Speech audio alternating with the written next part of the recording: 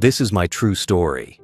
After my wife passed, my whole life became about my daughter, making sure she was safe and always cared for her. I never imagined she'd turn on me. But one summer afternoon, she left me locked inside her car for hours in the sweltering heat. No open windows, no water, just burning air and silence. I could have died that day. But I survived, and I made sure she would never see me or her apartment again. Before I tell you what I did next, tell me where you're watching from. And please don't forget to subscribe so my stories can reach more people like me. From the day my daughter was born, she became my reason to wake up in the morning. Her mother died when she was just 6, and from then on, it was just the two of us. I was both father and mother to her. I made her breakfast every morning before school, even if it meant waking up at 4 a.m. after working a night shift. I walked her to the bus stop in the rain, in the snow, in the blistering heat, because I didn't want her to feel alone.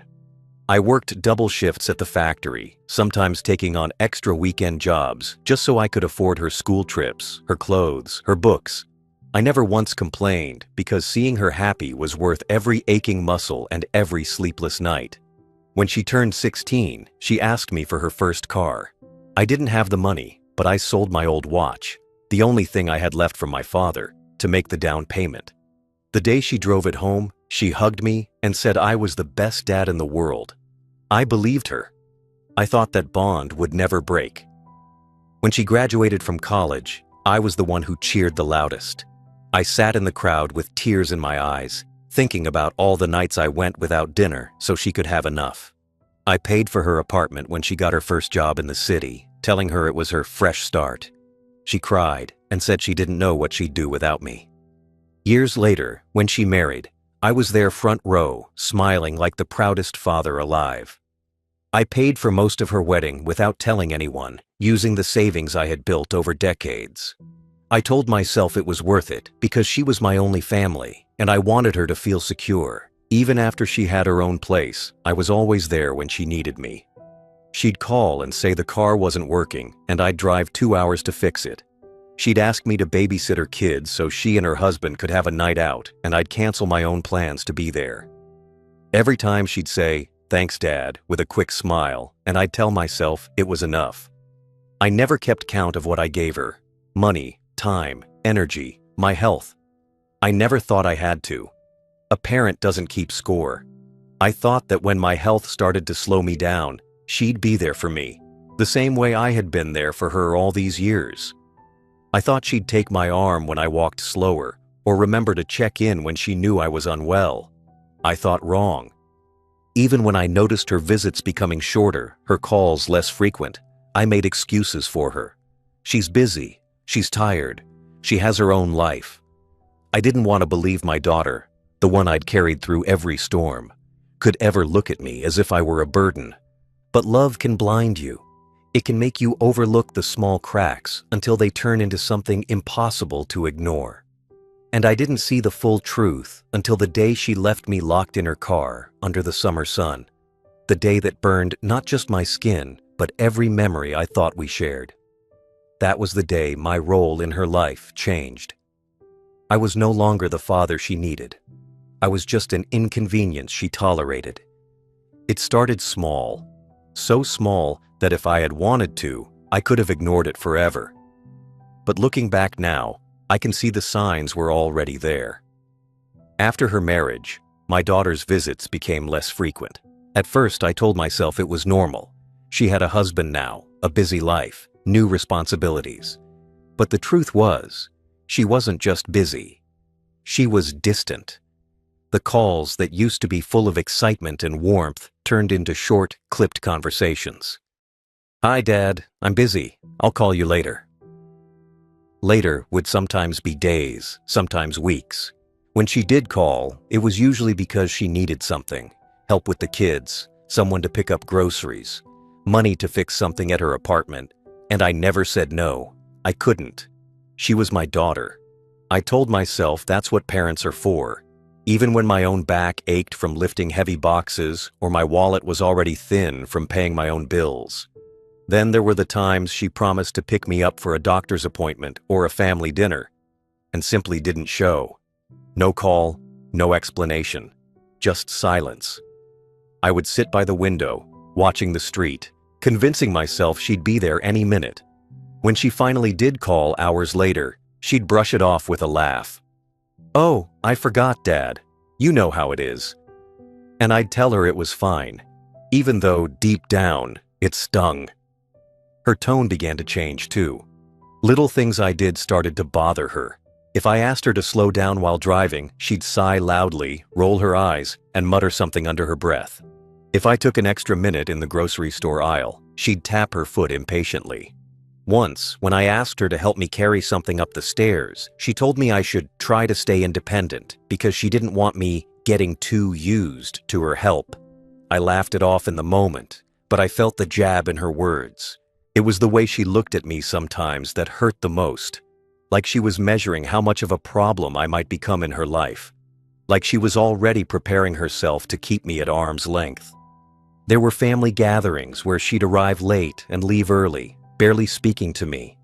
Times when she'd be on her phone while I was talking, nodding absently without really hearing a word I said.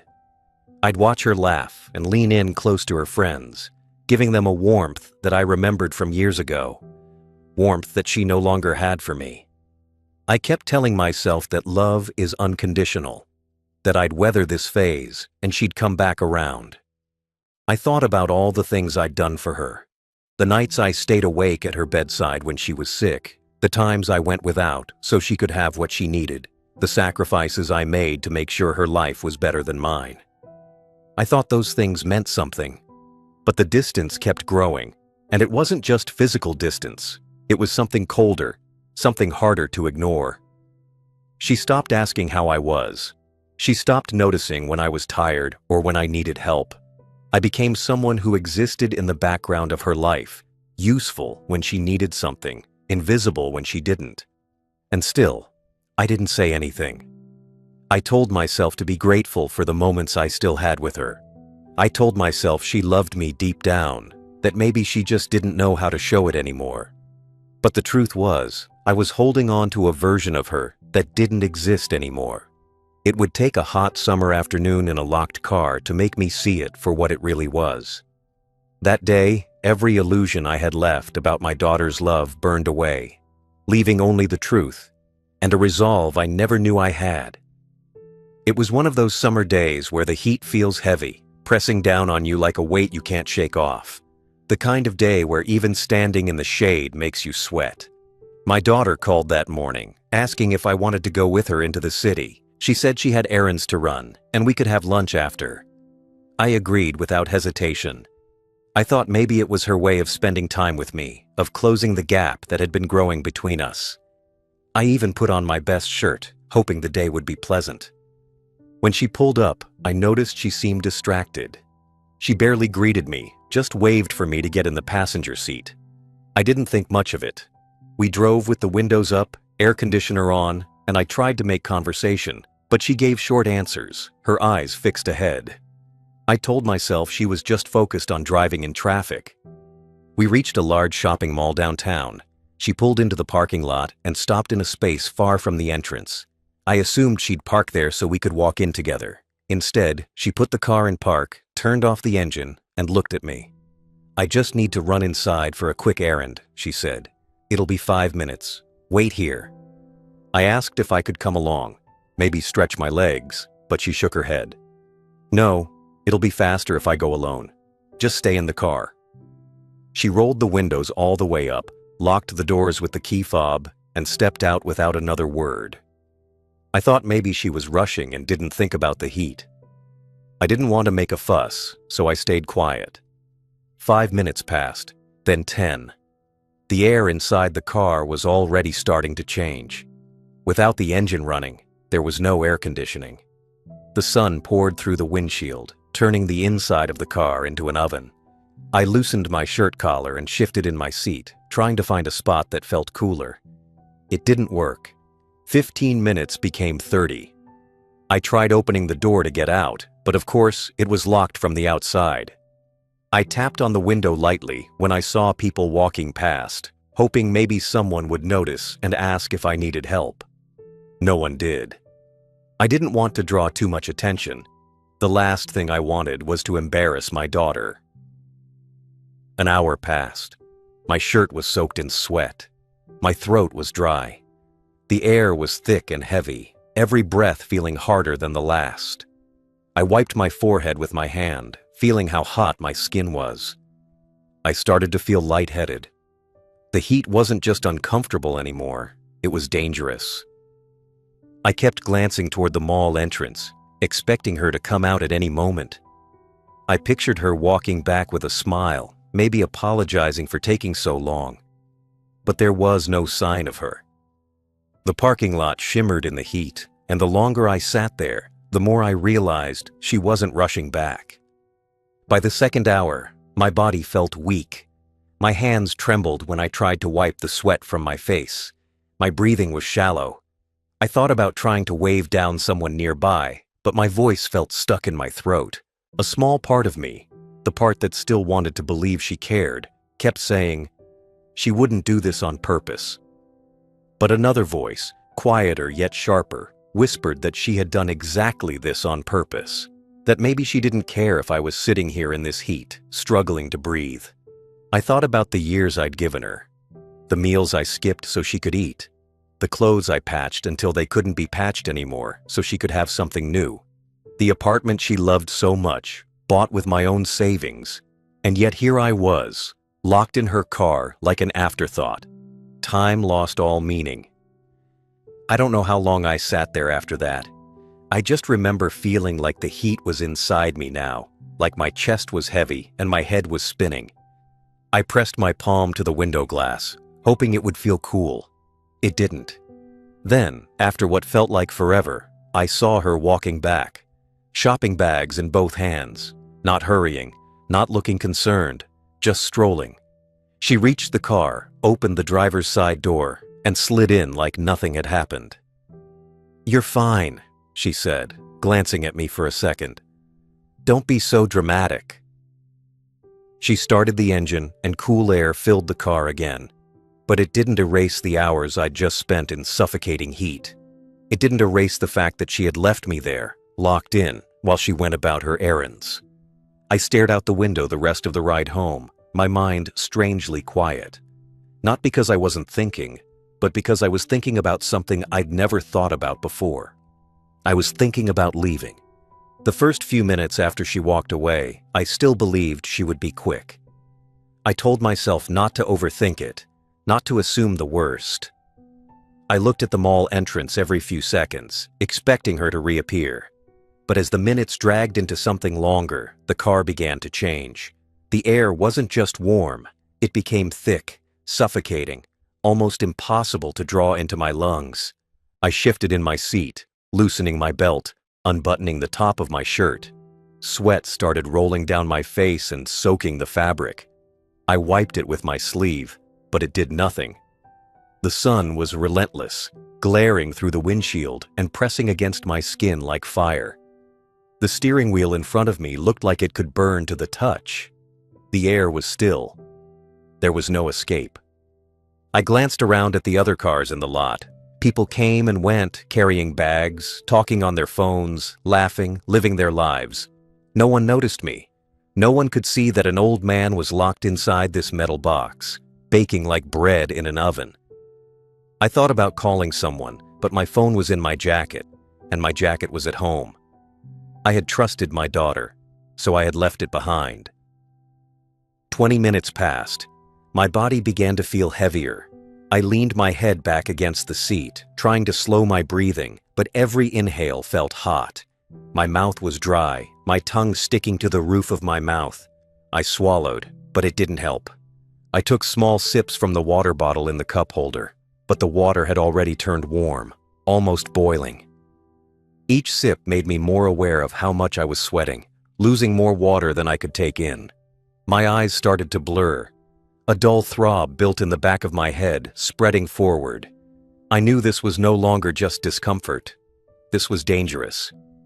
I'd read stories of people trapped in hot cars. Usually, it was about children or pets. But here I was, a grown man, experiencing it myself. I thought about the irony. that I had raised a daughter to be careful, to care, to protect the vulnerable. And now she was the one putting me in this position. 45 minutes. My shirt clung to me like wet paper. My legs felt weak just sitting there. I tried shifting to the side, leaning toward the crack between the seat and the door, hoping for even the faintest breeze. Nothing. My vision pulsed every time my heart beat. I realized I was breathing shallowly without meaning to, my body conserving what little strength I had left. An hour passed. My mind drifted between memories and the present moment. I thought about her as a little girl, clutching my hand as we crossed busy streets, asking for one more bedtime story, telling me she'd always love me. I thought about my wife, gone too soon, and how I had promised her I'd give our daughter the best life possible. I had kept that promise. But now, my own daughter was treating me like a piece of luggage, something she could leave behind without a second thought. By the 90-minute mark, the edges of my vision began to fade in and out. I felt dizzy, my stomach uneasy. I tried counting to keep my mind focused, counting the cars that drove past, counting my breaths, but I would lose track halfway through. My thoughts weren't sharp anymore. They came in pieces. The heat was stealing them from me. Every once in a while, I'd hear footsteps outside the car and think it was her. I would straighten in my seat, gathering what little strength I had, only to see a stranger walk past without looking at me. The disappointment cut deeper each time. I realized something then. This wasn't just negligence. She didn't care. She didn't think about me sitting there. Or worse, maybe she did, and it didn't matter to her. 2 hours. My hands trembled when I wiped the sweat from my forehead. My breathing was faster now, not because I wanted it to be, but because my body seemed desperate for air it couldn't find. I wanted to close my eyes, but I knew that if I did, I might not open them again. I stayed awake out of sheer will. Somewhere between the second and third hour, I stopped looking toward the mall entrance. I stopped expecting her to return quickly. My thoughts shifted. I wasn't thinking about rescue anymore. I was thinking about survival. And underneath that, something colder started forming. It was the realization that this moment would not be forgotten. Not by me. When she finally did come back, I was too weak to speak right away. She swung the door open, a rush of cooler air hitting my face, but it wasn't refreshing. It was almost painful, like my body didn't know how to handle it. She dumped her shopping bags in the back seat and glanced at me briefly. "You're fine," she said, her voice flat. "Don't be dramatic." The engine started. Air conditioning hummed to life. But inside me, something stayed still and cold. I stared out the window as we drove home. I didn't respond when she tried to talk about the things she'd bought. I wasn't angry in the way most people think of anger, loud, quick, and sharp. My anger was silent, heavy, the kind that plans. By the time we reached the driveway, my mind was already somewhere else, somewhere far away from that house, somewhere far away from her. I didn't know the details yet, but I knew one thing. She had locked me in a car in the heat and left me to suffer, and I was never going to let her have that kind of power over me again. When she finally came back to the car, the sun was already beginning its slow slide downward, but the heat was still pressing against everything like a heavy hand. I heard the click of the locks before I saw her face. My eyes moved slowly toward her, my head feeling heavier than it should. She opened the door, tossed a few glossy shopping bags into the back seat without care, and slid into the driver's seat. There was no urgency in her movements, no concern, no recognition that I had been trapped for hours inside a sweltering metal box.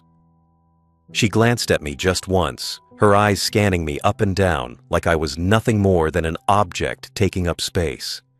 "You're fine," she said casually, her voice carrying no warmth. "Don't be dramatic." Then she turned the key, the car humming to life as cold air finally began to flow from the vents. The first blast of air didn't feel good. It was almost painful. My body, overheated and exhausted, seemed to resist it.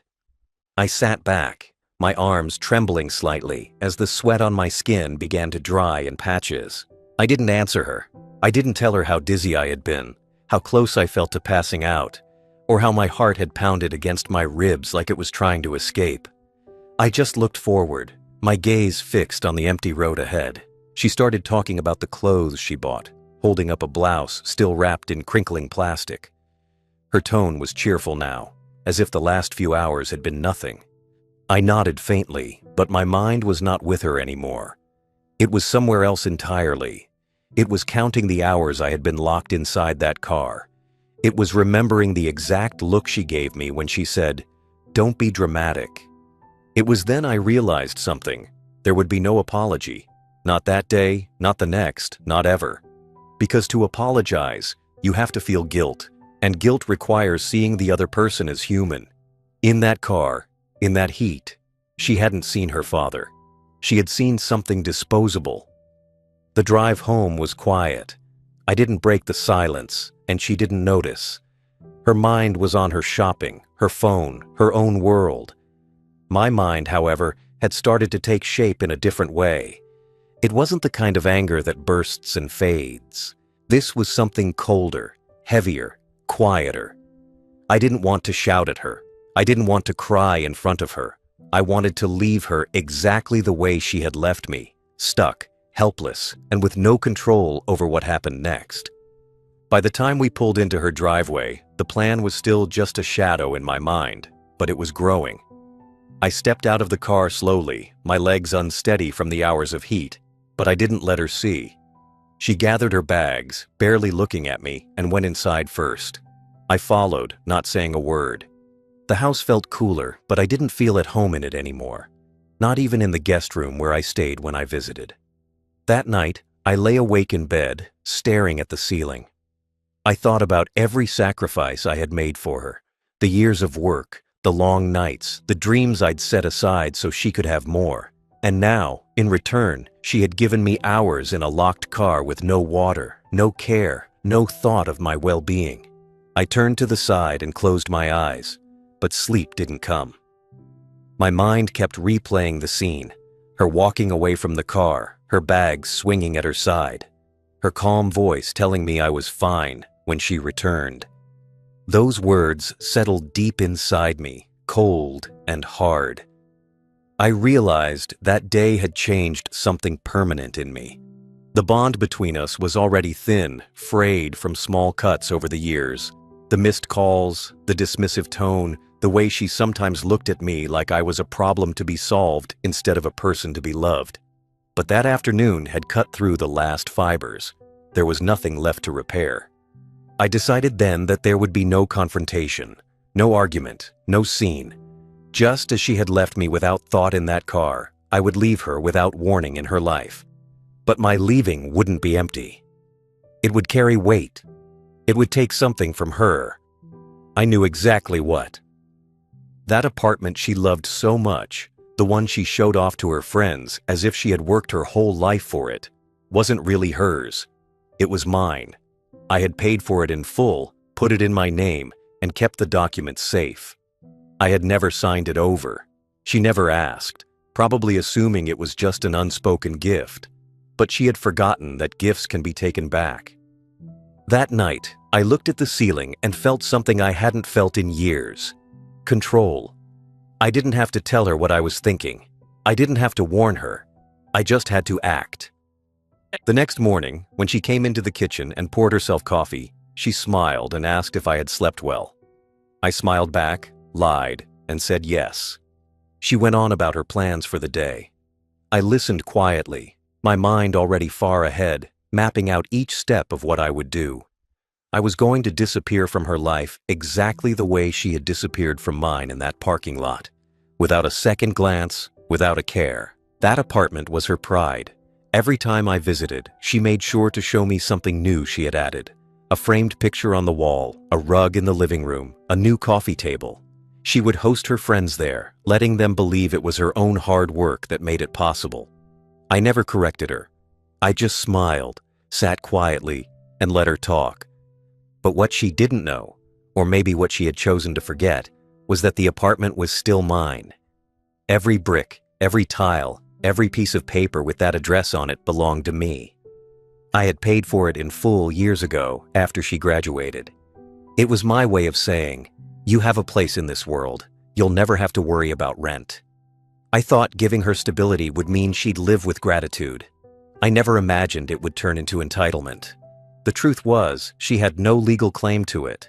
Her name wasn't on the deed. She never asked if it was. She assumed. She assumed that just because I was her father, everything I owned was hers. She assumed I would never take it away from her. That was her mistake. I remembered signing those purchase documents, the lawyer's pen scratching across the paper. I remembered putting the original deed in a folder, locking it in my safe. Over the years, I had kept every receipt, every proof of ownership, every record of the payments I'd made. They were all still there, untouched, waiting. She thought she had all the power now.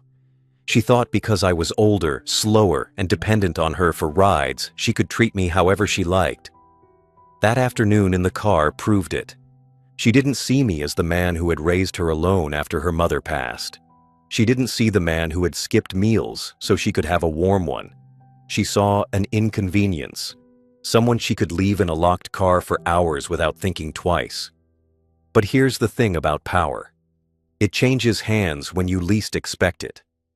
She had the keys to the car that day, but I had the keys to her life, and she didn't even realize it. The thought made me calm, strangely calm. It wasn't about shouting at her or making her feel guilty. Guilt wouldn't last. Comfort would return to her quickly. No, I wanted her to feel the kind of loss you don't come back from easily, the kind that wakes you up in the middle of the night and keeps you staring at the ceiling. The apartment was the center of her life. It was her safe place, her status symbol, her proof to the world that she had made it. She loved telling people she had bought it herself, that she was independent. I was about to take all of that away. I didn't have to scheme or twist anything.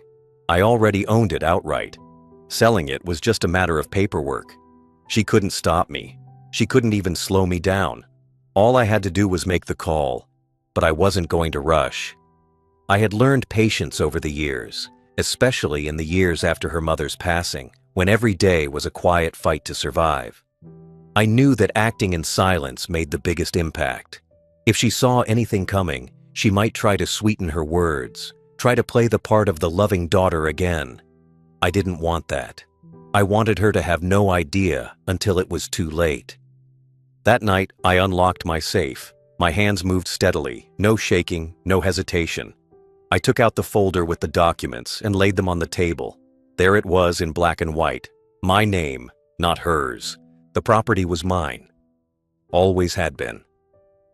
I felt a quiet satisfaction seeing it again, not because I enjoyed the idea of taking something from her, but because it reminded me that she had never truly held the power she thought she did.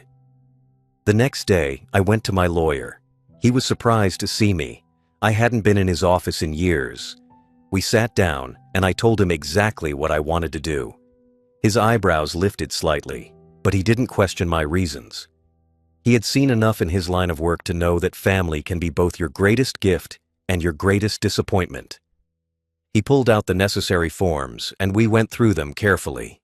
It would be a private sale, quiet and quick, no public listing. I wanted no chance of word getting back to her before the papers were signed. We set a date. I signed where I needed to sign, and then I walked out into the sunlight feeling lighter than I had in years. On the way back, I passed the street where her apartment stood. I didn't look at it for long. I didn't need to. I already knew that soon it wouldn't be hers to pretend about anymore. Soon, she'd come home and find strangers moving their furniture in, and she'd realize in an instant just how wrong she'd been to think I was powerless. This wasn't petty revenge. This was balance. She had left me in a locked car for hours, under a punishing sun, without a thought for my health or my dignity. Now, I would leave her without the roof she took for granted, and I wouldn't say a single word. Once the decision was made, there was no turning back. I woke up the next morning with a clear mind, sharper than I had felt in years. The plan was simple, clean, quiet, and final. I wasn't going to shout, argue, or give her a chance to twist the story. I was going to remove myself from her life the same way she had removed respect from mine. Suddenly, without warning. The first step was keeping my mouth shut. Silence is stronger than anger. Anger warns people. Silence keeps them blind. Around her, I acted as if nothing had changed. When she came by to drop something off or to drag me along to run errands, I spoke softly, even smiled at the right moments. I gave her no reason to suspect that in a matter of weeks, the apartment she called hers would be gone. The second step was preparation. My lawyer already had the ball rolling from our last meeting. He was finding a cash buyer, someone who would move fast, no delays, no fuss. The beauty of the arrangement was that it didn't require her consent, her signature, or her awareness. She had no part in it legally, so she would have no say when the deal was done. The third step was ensuring my exit. Selling the apartment was one thing, but disappearing was the real revenge. I wanted to be unreachable. No calls, no visits, no chance for her to knock on my door with excuses or tears. I started transferring small amounts of money to an overseas account I had kept from my younger days, back when I dreamed of retiring abroad. She had no idea it even existed. Every day, I quietly sorted through my belongings. Not everything, just the things I would need: clothes, personal papers, a few photographs that still meant something to me. Everything else could stay behind.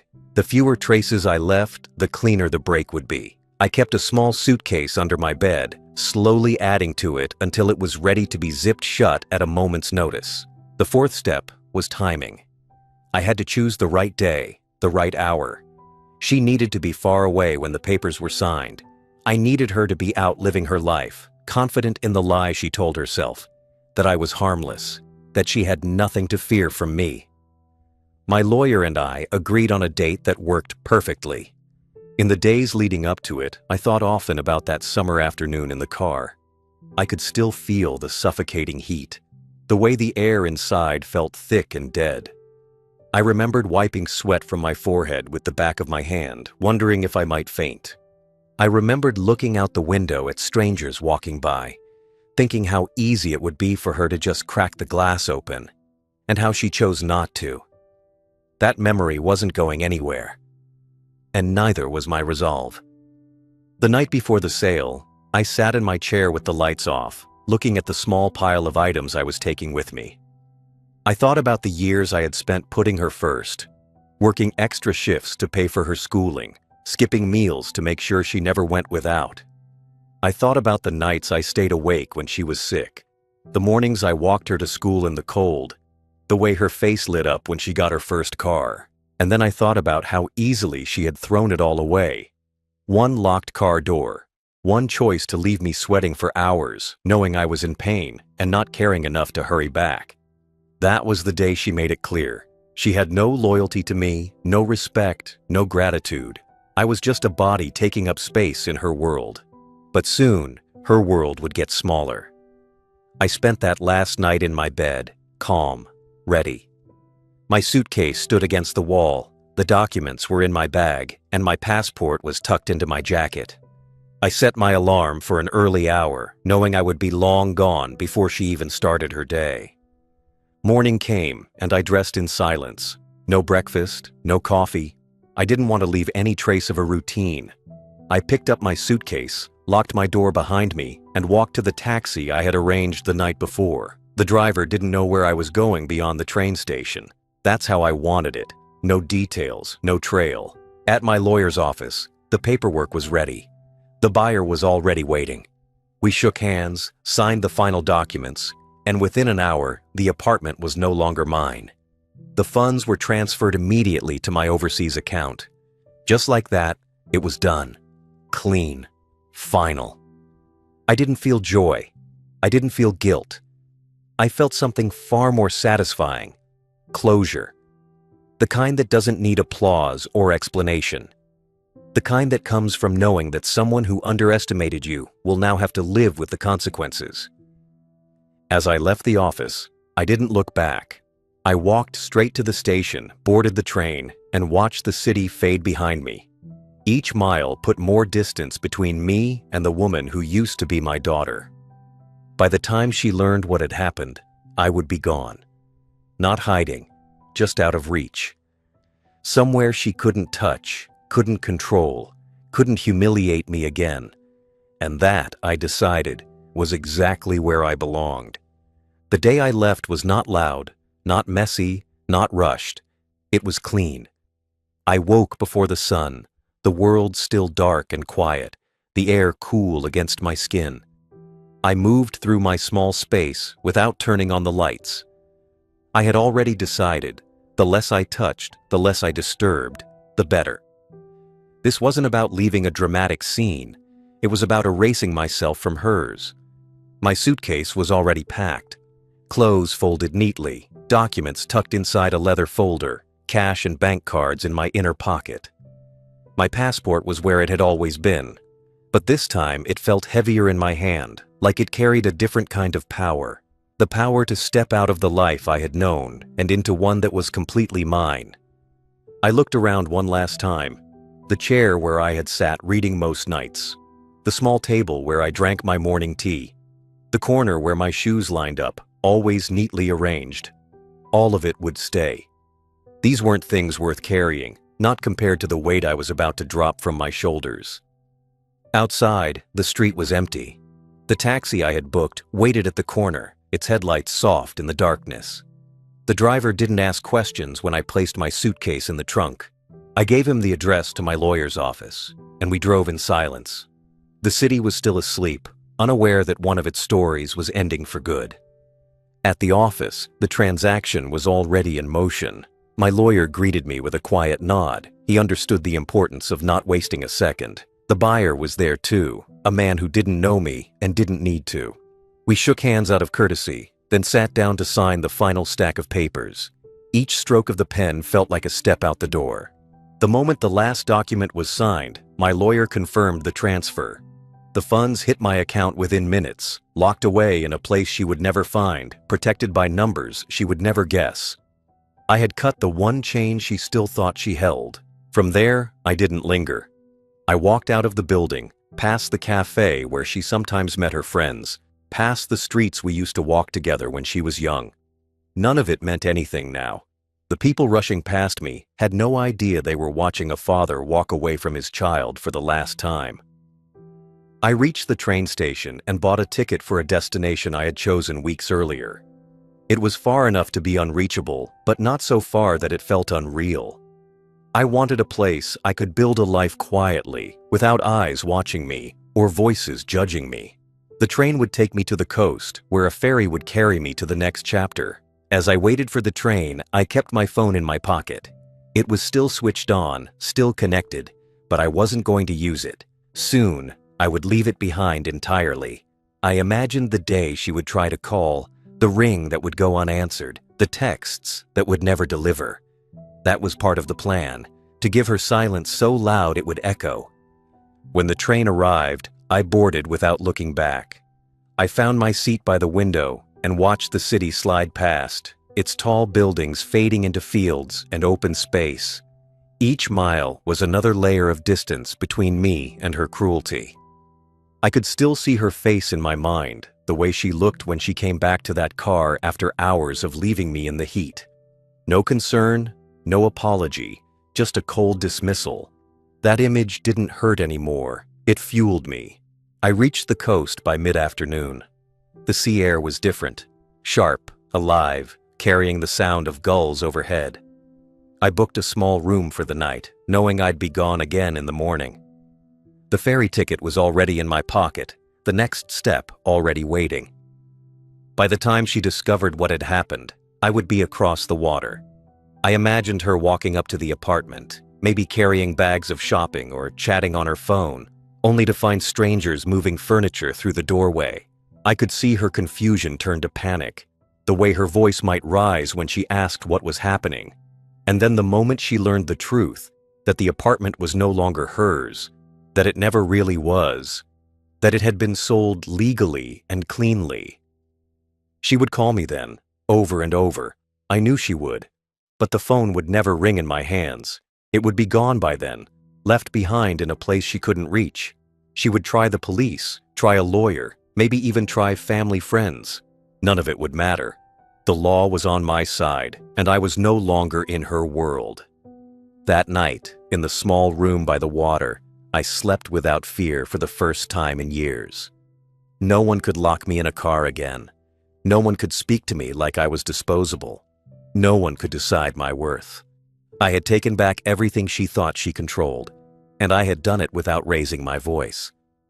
When morning came, I stood on the deck of the ferry, watching the shore grow smaller in the distance. The wind was cold, the sky wide, and for the first time, I felt the kind of freedom that comes when you've walked away with nothing left to lose, and nothing left for them to take. It happened faster than she could process. One moment, my daughter was walking up the street toward what she believed was her apartment. She was carrying 2 grocery bags, keys in hand, already distracted by her phone. She didn't notice anything unusual at first. The building was the same, the front door still there. But then, as she reached the entrance, she saw them. Strangers she had never met, carrying her furniture out the door. The sofa she bragged about buying, the dining table I had chosen for her years ago, even the old armchair she once swore she would never get rid of. It was all being lifted, piece by piece, into a moving truck parked right in front of the building. At first, she thought it was a mistake. She dropped her grocery bags right there on the pavement and rushed toward the door. "What's going on?" she demanded. The movers barely looked at her. One of them told her flatly, "This place has been sold. We were told to clear it out today." Her confusion turned to disbelief. No, this is my apartment," she said, trying to push past them. But they didn't move aside. They had a work order with the new owner's name on it, and her name wasn't anywhere on it. That's when it started to sink in. Her eyes darted to the mailbox panel by the entrance. Where her name had once been on a little white label, there was now a strip of paper with someone else's. She froze. Her voice broke when she asked, "Who sold it?" The answer came from the building manager, who had been watching from the lobby. "The legal owner," he said simply. "It was sold last week. The deed changed hands. You should have received notice." Her face drained of color. She stammered something about it being impossible, that she was the owner. But then the truth hit. She had never been the legal owner. I had been. She had just lived there, comfortably assuming it was hers. She had forgotten the papers she never signed, the details she never asked about. She had thought I was too old, too soft, too sentimental to ever take it away. She pulled out her phone and dialed my number. Once, twice, then again and again. Each time, the same thing. The call didn't go through. She tried leaving a message, but the line was already disconnected. She tried texting. No delivery. Her panic grew. She called her husband, her friends, anyone who might know where I was. No one did. She called my lawyer's office, but he wouldn't give her anything beyond, "Your father has handled his affairs privately." The tone was final, unshakable. Then came the anger. She shouted at the movers, demanding they stop. She begged the building manager to reverse it. She threatened to call the police.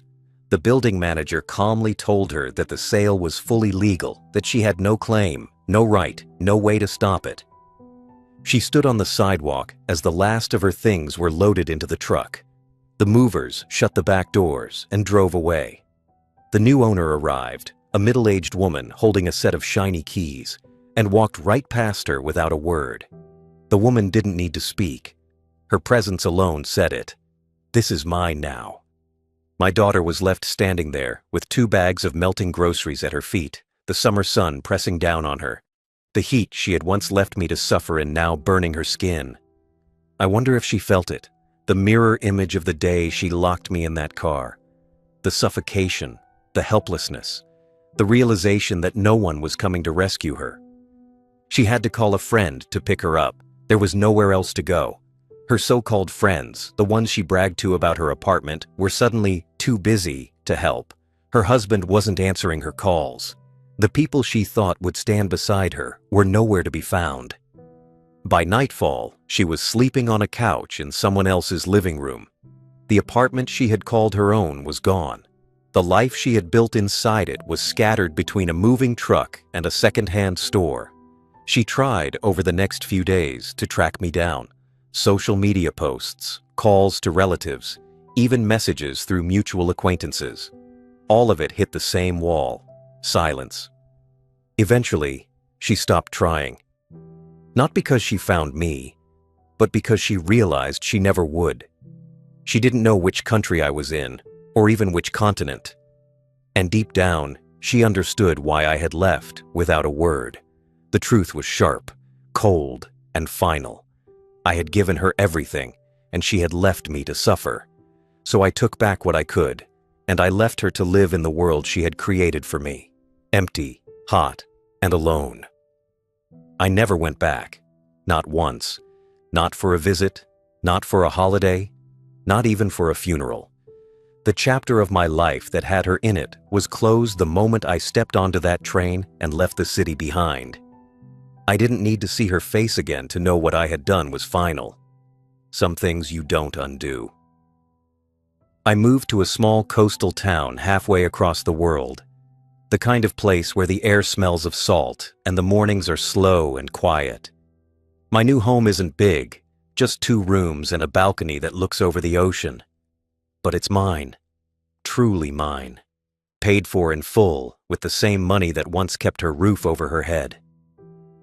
The first morning I woke up there, I walked out to the balcony before sunrise. The sky was still dark, but the sound of the waves was steady, calming. As the sun rose, the water lit up gold and silver. I breathed in, and for the first time in years, I didn't feel like someone's burden. I didn't feel unwanted. I didn't feel small. I felt free. Life here is simple. I buy fresh bread and fruit from the market every morning. I take my time walking back, greeting the same smiling faces along the way. No one here knows what I left behind. No one here knows my daughter's name. I like it that way. The past can't reach me when it has no address.